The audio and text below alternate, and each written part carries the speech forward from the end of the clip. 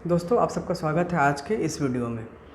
कुछ दिन पहले हमने रेडियोलॉजी से संबंधित कुछ वीडियोज़ डाले थे, तो उसके कमेंट में सबसे ज़्यादा सवाल आए थे कि क्या आयुर्वेद के जो भी स्टूडेंट हैं वो यूएसजी सेंटर चला सकते हैं या नहीं चला सकते, और वो इसके लिए एलिजिबल है, मान्यता है या नहीं है। तो आज का वीडियो इन्हीं सब चीज़ों पर आधारित है कि जो भी आयुर्वेद है या आयुष स्ट्रीम के जो स्टूडेंट हैं वो यूएसजी सेंटर चला सकते हैं या नहीं चला सकते।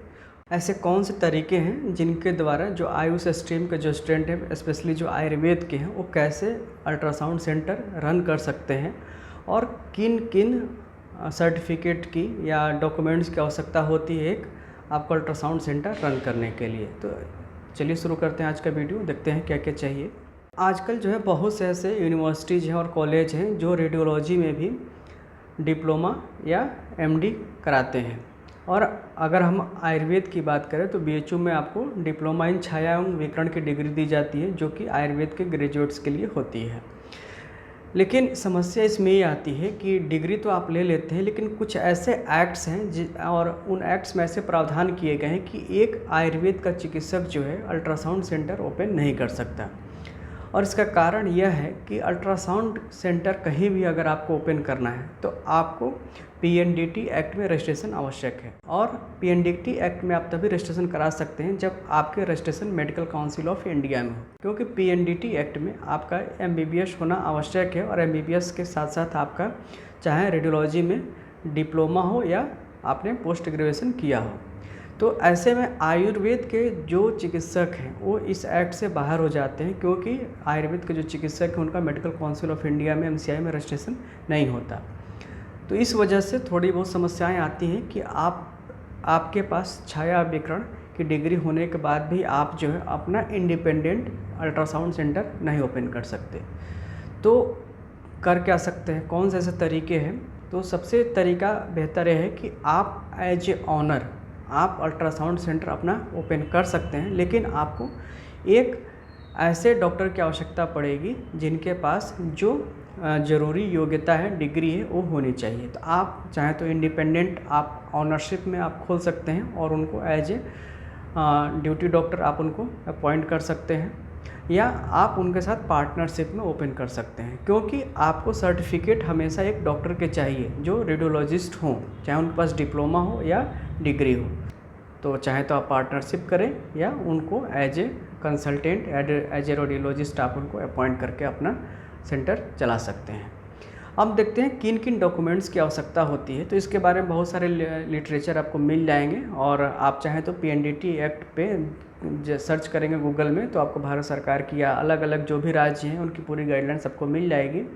तो इस वीडियो में हम आपको आगे डिटेल में बता भी देते हैं कि क्या क्या आपको उसमें मेंटेन करना है, कौन सी फाइल चाहिए, कौन से फॉर्म आपको मेंटेन करने हैं और क्या क्या उनका स्टेप्स है, डिटेल में हम आपको इसी वीडियो में बता देते हैं। सबसे पहले हम लोग देख लेते हैं कि क्या इसके पूरे स्टेप्स हैं रजिस्ट्रेशन के लिए, और बाद में हम चर्चा करेंगे किन किन डॉक्यूमेंट्स की आवश्यकता पड़ेगी। तो आप देख सकते हैं कि ये जो आर्टिकल है, guidelines for ultrasound honours and honours of clinics, diagnostic centres, nursing home and hospital, और इसका राइटर हैं संजीव मनी। तो इन्होंने इस आर्टिकल में पूरा डिटेल में बताया है कि क्या क्या रिक्वायरमेंट्स होती हैं। तो ये है registration and use of machines. तो इसमें सबसे पहले कि जो ऑनर्स हैं, owners need to register at least 3 months in advance all the places where a USG machine whether a black और वाइट और colour Doppler machine is to be used. यानी कि 3 महीने पहले एडवांस में आपको इसके लिए रजिस्ट्रेशन की आवश्यकता पड़ेगी।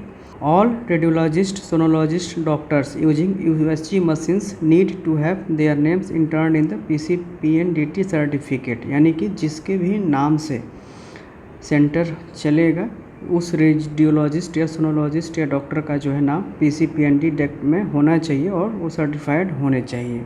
This doctors should be qualified to perform ultrasound according to their degree diploma certificate. No other doctors other than the one registered in that particular centres may use the machines installed there. यानी कि अगर किसी एक ultrasound centre पे एक doctor के नाम से रजिस्ट्रेशन है तो वहाँ पर सिर्फ वही डॉक्टर अल्ट्रासाउंड करने के लिए ऑथराइज होगा, दूसरा कोई नहीं कर सकता है। The USG machine should not be shifted from one centre to another. किसी भी एक अल्ट्रासाउंड मशीन को आप दूसरे सेंटर पे शिफ्ट नहीं कर सकते, क्योंकि हर एक सेंटर पे जो रजिस्ट्रेशन होता है उस पर मशीन की पूरी आईडी और मेक उसके साथ ही उसका रजिस्ट्रेशन होता है, और ये सारी चीज़ें आपको एप्लीकेशन फॉर्म में मेंशन करनी होती है। यानी कि अगर आपने एक पर्टिकुलर सेंटर पे एक मशीन का रजिस्ट्रेशन कराया है तो आप उस मशीन को दूसरे सेंटर पे नहीं ले जा सकते।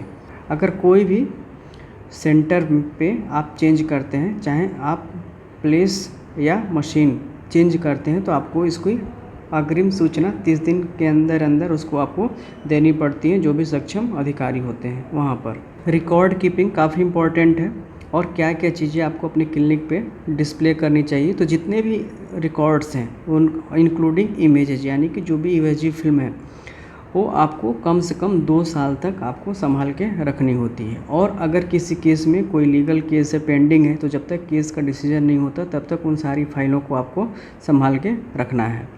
जो PCPNDT रजिस्ट्रेशन सर्टिफिकेट है वो आपको डिस्प्ले करना है ओरिजिनल फॉर्म में ही अपनी क्लिनिक पे, रिसेप्शन एरिया पे और अल्ट्रासाउंड रूम पे।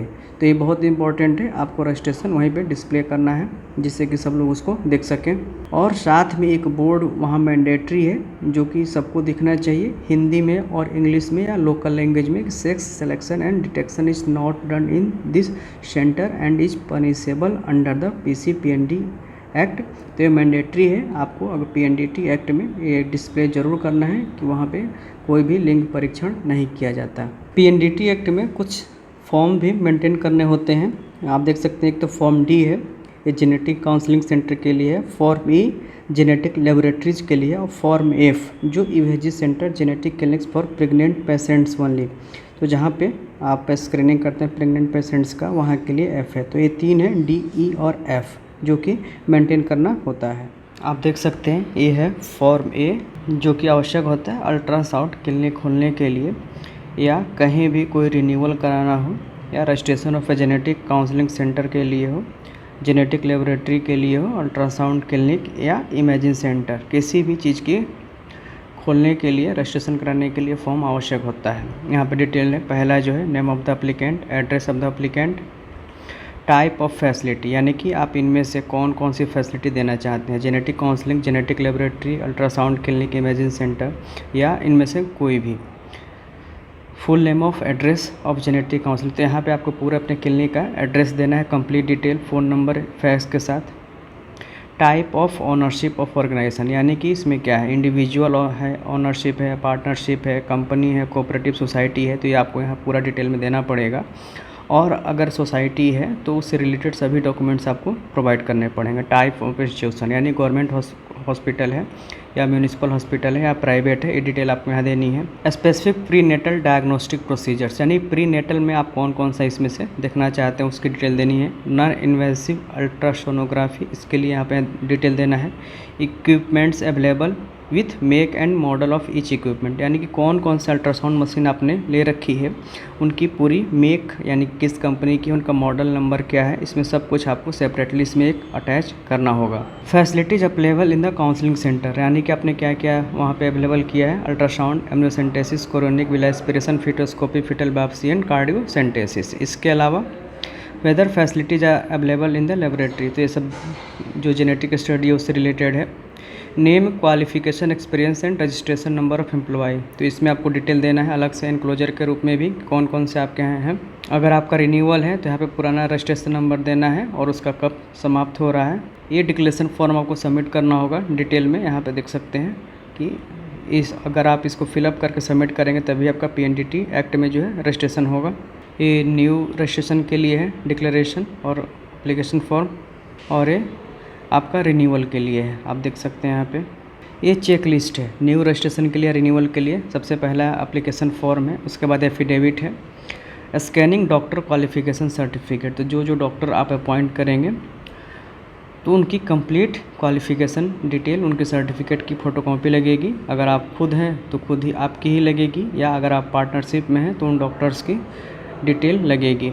स्कैनिंग रूम स्केच, यानी कि जहाँ पे अल्ट्रासाउंड मशीन आप लगाएंगे उसकी पूरी डिटेल, मशीन की पूरी डिटेल, तो यहाँ पे आपको रूम की भी डिटेल चाहिए और साथ में मशीन की भी पूरी डिटेल चाहिए। फॉर्म B अगर रिन्यूअल के लिए है तो पुराना सर्टिफिकेट ओरिजिनल में आपको सबमिट करना होगा। रिक्विजिशन लेटर, और सर्टिफिकेट ऑफ एक्नॉलेजमेंट। ये टोटल फ़ीस है 35,000 और अगर रिन्यूअल है तो 25,000। और ये फ़ीस जो है थोड़ा बहुत बदल सकता है अलग अलग स्टेट में।